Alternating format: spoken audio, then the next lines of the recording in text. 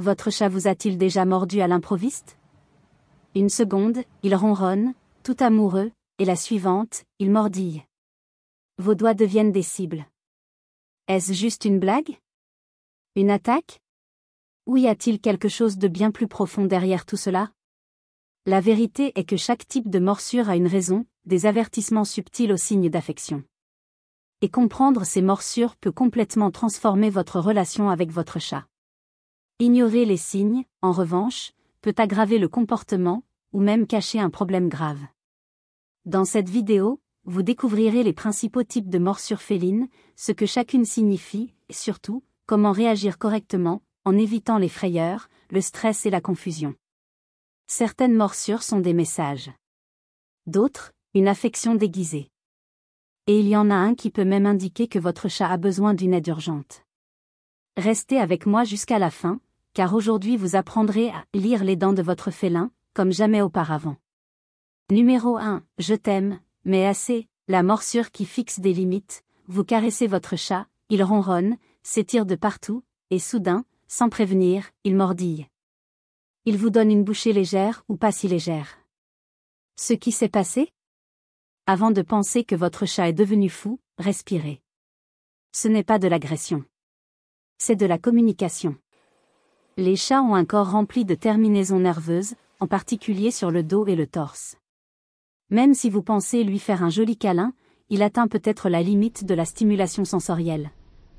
Et comme les chats ne disent pas « ça suffit », ils utilisent ce qu'ils ont, leurs dents. Cette morsure, généralement rapide et sans trop de force, est le fameux « je t'aime bien, mais s'il te plaît, laisse-moi un peu d'espace maintenant ».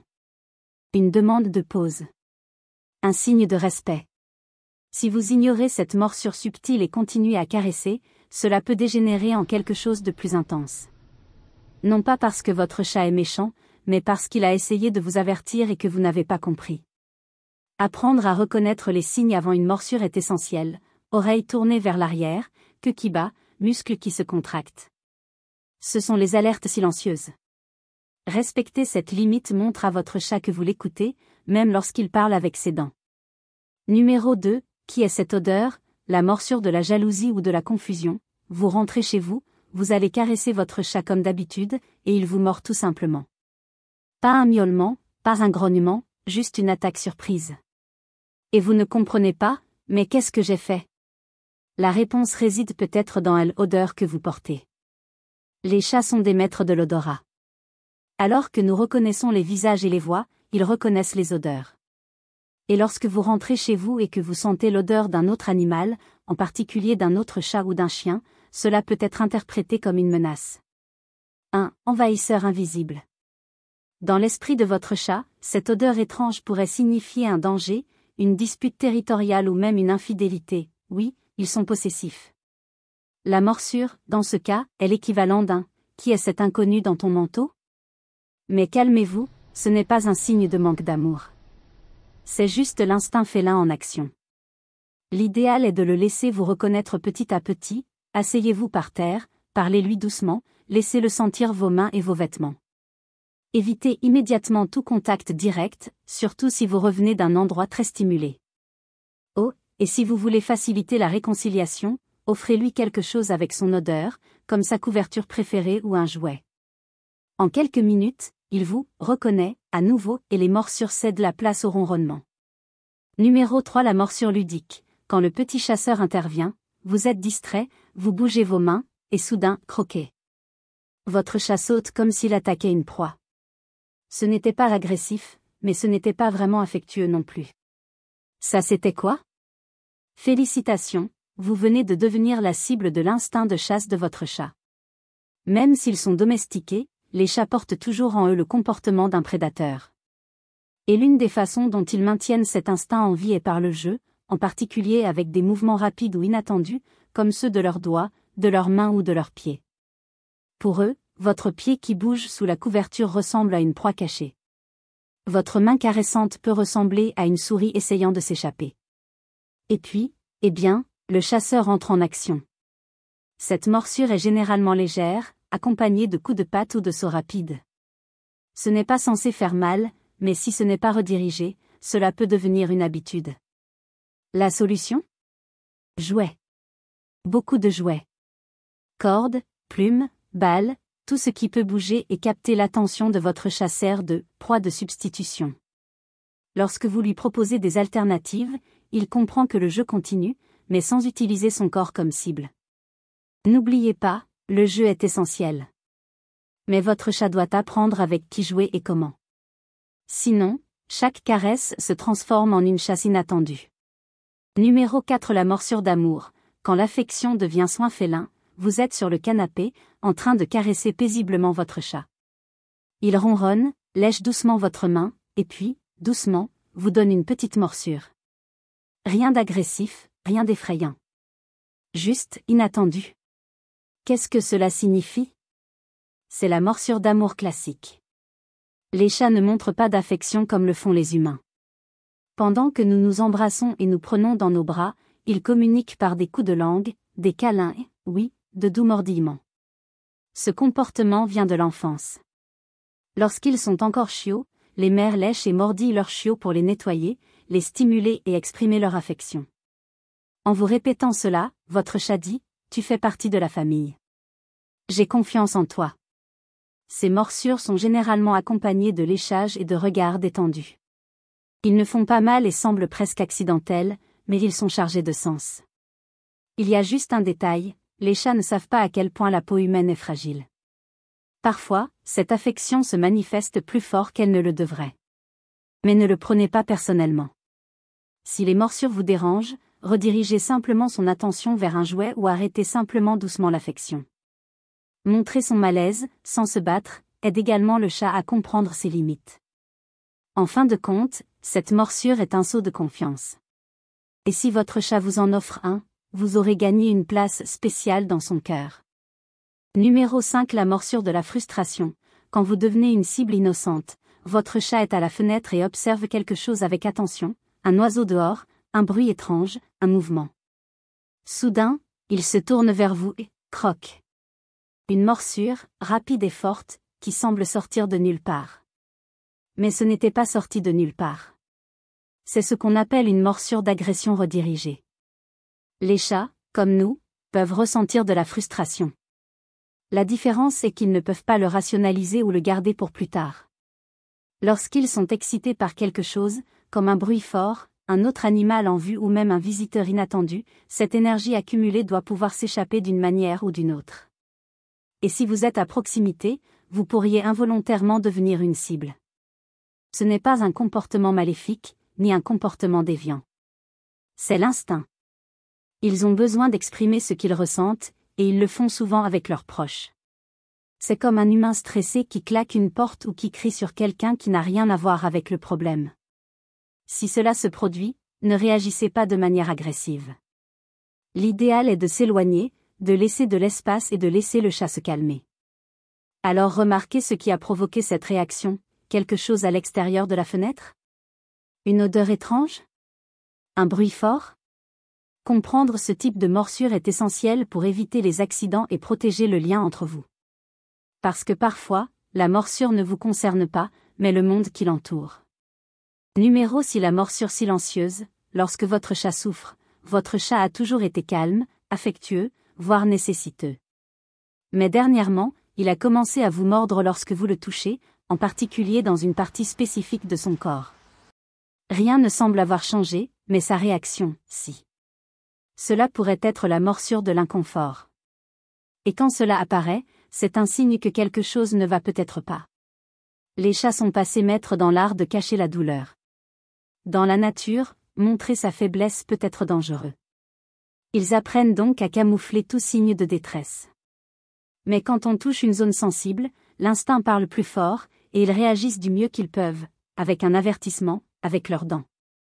Cette morsure est différente, elle n'est pas accompagnée d'espièglerie ou d'affection.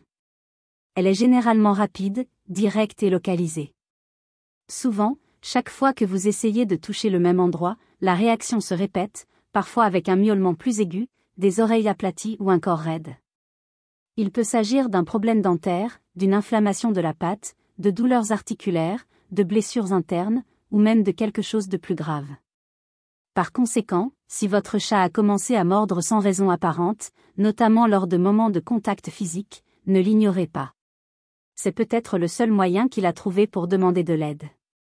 Dans ces moments-là, le plus important est d'observer, de respecter son espace et de prendre rendez-vous chez le vétérinaire.